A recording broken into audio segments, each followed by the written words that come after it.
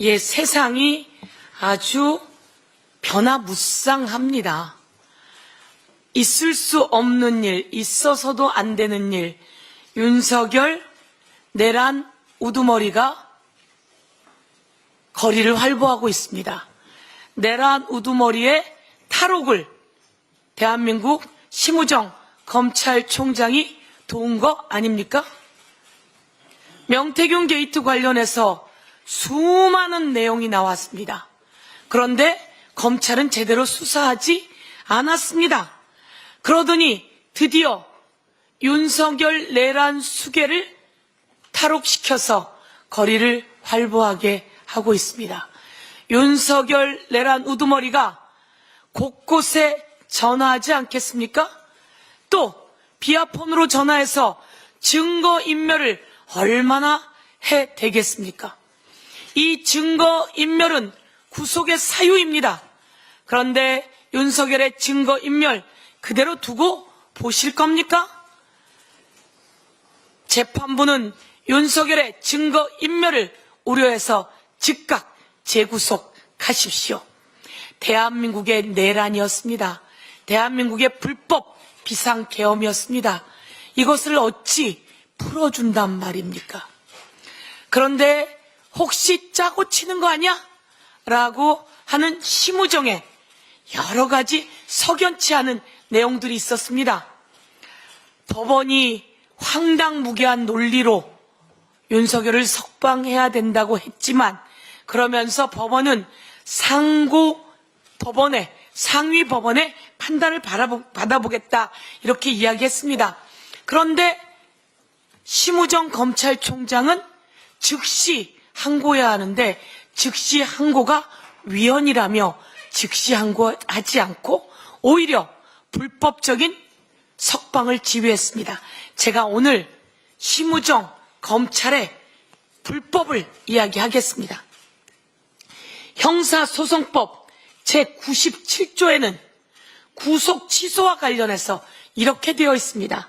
구속을 취소하는 결정에 대하여서 검사는 즉시 항고할 수 있다 이렇게 되어 있습니다. 여러분, 법의 형사소송법 제97조에 즉시 항고할 수 있다 이렇게 되어 있는데 이게 위헌일 수 있습니까? 법에 이렇게 되어 있는데 위헌이 말이 됩니까?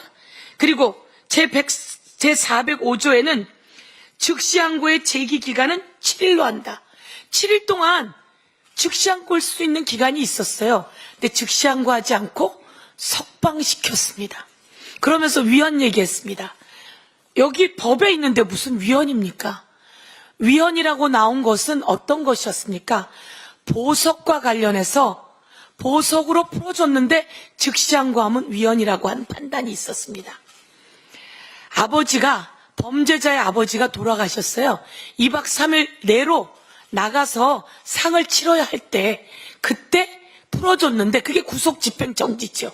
그때 즉시 항고하면 위헌이라고 한 겁니다. 위헌 판결은 딱 2개에만 났지 구속 취소에는 난 적이 없습니다. 이것을 검찰이 다 압니다. 검찰이 다 아는데 이 내용으로 마치 국민에게 이렇게 해서 즉시 항고하면 위헌입니다. 그래서 우리가 아주 심사숙고해서 풀어주게 됐습니다라고 새빨간 거짓말을 했습니다. 김건희 도이치모터스 무혐의 칠 때 김건희 도이치모터스를 압수수색 영장을 청구했는데 법원이 기각해서 우리가 압수수색 못했습니다 라고 검찰이 거짓말했던 거 기억하시죠? 그걸 국민 앞에 브리핑하면서 검찰이 거짓말했습니다. 그래서 이창수 지검장부터 저희가 탄핵한 겁니다. 이렇게 법에 살아있는데 위헌 난 적이 한 번도 없는데 위헌이라고 거짓말했습니다. 경고합니다. 심우정 검찰총장 즉각 사퇴해야 합니다.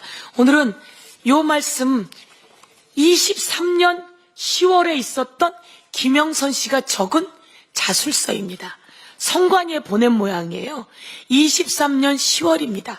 이 23년 10월에 가만히 있어보자. 강혜경 씨는 국회에 언제 온 거예요? 작년 국감에 왔잖아요. 그러니까 24년 9월에 왔습니다. 강혜경이 작년 9월에 와서 명태균, 윤석열, 김건희 등등을 밝혀냈습니다. 그런데 이 자술서는 23년 10월에 쓰여진 겁니다.